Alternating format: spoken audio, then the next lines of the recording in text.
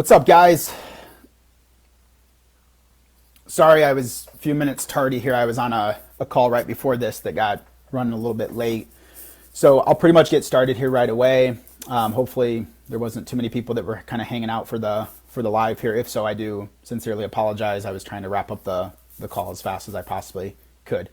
But I'll jump right into it. And as always, if there's not too many here on the live, you can always catch the replay once I'm done. But the topic for today that I'm going to take, 5 or 10 minutes. I know I always say that, maybe I get long-winded and go over, but when we're working with a client or for you to take and implement in your own health and fitness journey, are the three things that need to be dialed in for you to make physical changes.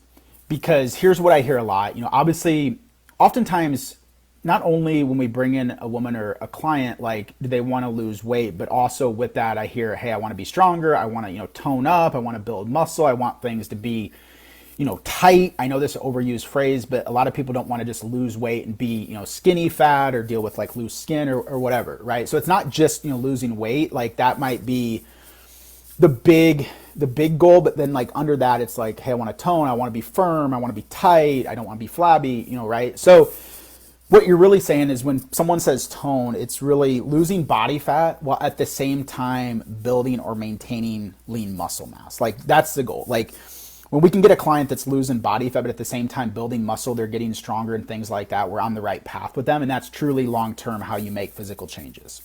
So 3 things. Number 1 is lose weight and to tone up, you have to be in a caloric deficit. I know I've talked about this on the last 3 or 4 lives in a row. I get it, and it needs to be redundant because what do they say? The average human needs to hear something 7-8 times before it clicks. So maybe this is your 7th time hearing it. Maybe it clicks. But the only way to lose body fat and weight is by being in a caloric deficit consistently over a period of time. That's it. That's the only way you lose weight. So you think, well, God, it's carbs, it's sugar, it's alcohol. It doesn't matter.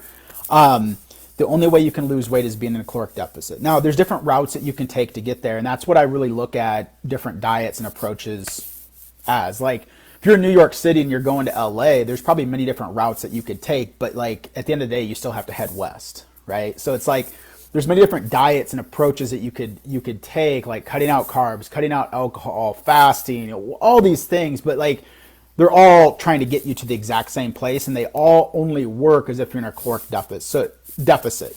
So when it comes to a deficit, and I can talk about this at a later time, but it is my belief and experience in working with 1,000, 1,200 clients at this point is when the nutrition is done right, it shouldn't even feel like a diet. It can't take way too much of your time. It can't be a burden in your life because that's typically not sustainable for people. Cutting out carbs, for example, it's sometimes just a pain in the butt, right? You go to a restaurant, oh, can I get the burger without the bun? Hey, what is it? I need a no calorie filler for my vodka. All these sorts of things. It just becomes, a lot and it's a burden. So I won't be long-winded on this, but number 1, you have to be in a caloric deficit. Number 2, so I hate speaking in absolutes. Anybody in fitness that says you must do this or you must do that, typically are full of crap. But with these 3 things, these are musts. And then everything else is maybe a variable outside of that. But number 1, you must be in a caloric deficit to lose body fat and lose weight. Number 2, the only way that you can build strength and build lean muscle mass and quote unquote tone up is by progressive overload. And if you don't know what progressive overload is, you will here in the next minute. Progressive overload is, I think it's best with an example.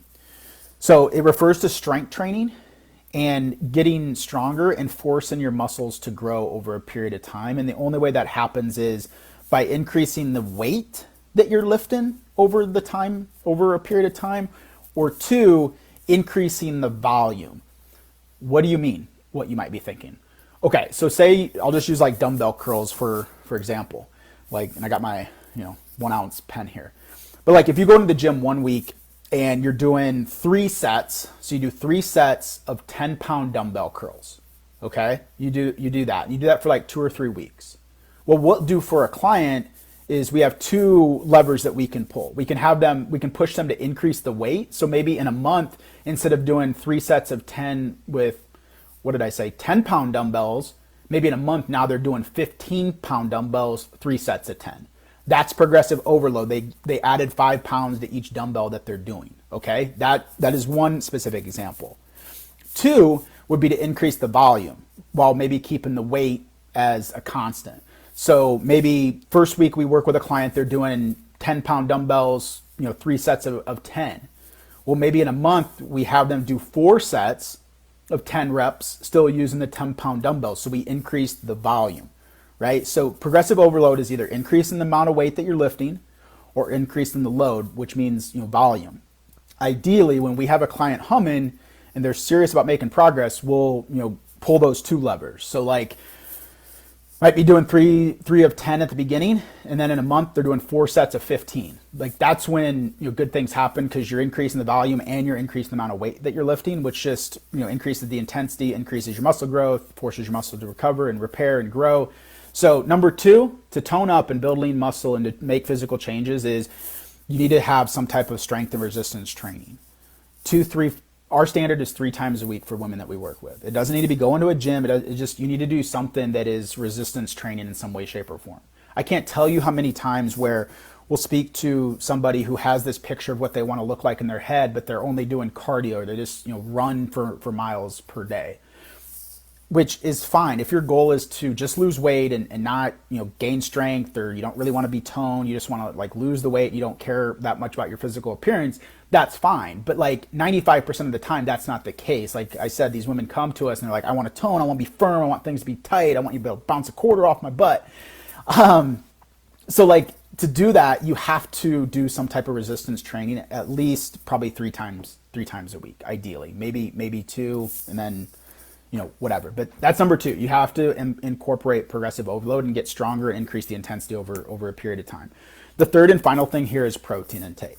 So this is really important, because you could be in a caloric deficit and it'd be hard without protein intake, but in some way you could be implementing progressive overload. But if your protein intake isn't where it needs to be and you're under consuming protein, your muscles have no fuel to build. You're not fueling your body to be able to tone up or get stronger. Like protein is a muscle building macronutrient. It's vital. And I know you maybe have heard about this a lot, about the importance of protein and things like that. When we bring in a client, oftentimes just like for the first week or 2, we'll have them kind of eat how they normally do, just to kind of get an idea of where their baseline is. And then we'll start making, adjustments. We just kind of want to see, how things are just when they eat normal. 90% of the time they're under consuming protein, because it is something that you do have to kind of become pretty conscious of your protein intake. If you're just winging your food and you're unconscious, eating behavior and pattern or conditioned to what you've done for a long period of time, most people aren't getting enough protein intake in. So when you're getting adequate protein, it doesn't need to be nothing crazy. Like you don't need to have like 200 grams a day and be, eating, a whole chicken or anything like that. But rough, depends on the individual. Again, this is specific, but like, this is why we do everything tailored, but like, 0.5 grams to maybe, 0.6, 0.7, that's adequate. So like if you weigh, say 200 pounds and you're getting in, 100 to 120 grams of protein in per day, that's pretty good. I would say that's sufficient. If you weigh 200 pounds and you're getting, 30, 40 grams in, that's just not enough. Like you're not going to make the physical changes that you want to make. So those are the 3 most important things in making physical changes. Like if you want to look better, you want to tighten up, you want to lose weight, you want to, perform at your very best, those are the 3 factors that are most important.